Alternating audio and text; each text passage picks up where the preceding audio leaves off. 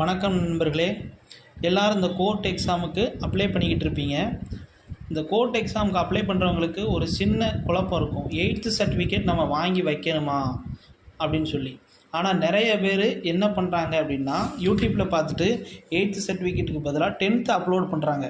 10th upload பண்ணிவிட்டு அந்த எக்ஸாமுக்கு நம்ம அப்ளை பண்ணி அதில் ஒரு வேளை பாஸ் ஆகி போயிட்டோம் அப்படின்னா, நீங்கள் அங்கே உங்களுக்கு சர்டிஃபிகேட் வெரிஃபிகேஷனுக்கு கேட்குறப்போ நீங்கள் 8th சர்டிஃபிகேட் இல்லைங்கிறக்காண்டி ரிஜெக்ட் பண்ண வாய்ப்பு உண்டு. அதனால் மாணவர்கள் எல்லோரும் அவங்க படித்த ஸ்கூலில் போய் 8th சர்டிஃபிகேட், அதாவது ஒரு A4 பேப்பரில் சேர்க்கை எண், நீங்கள் படித்த சப்ஜெக்டில் எவ்வளோ மார்க் பெர்சன்டேஜ் அப்படின்னு சொல்லி ஸ்கூலில் கேட்டாலே எழுதி தருவாங்க. அந்த சர்டிஃபிகேட்டை வாங்கி அப்லோட் பண்ணுங்கள். இது உங்களுக்கு கடைசி நேரத்தில் சர்டிஃபிகேட் வெரிஃபிகேஷனுக்கு ரொம்ப யூஸ்ஃபுல்லாக இருக்கும். நன்றி மாணவர்களே.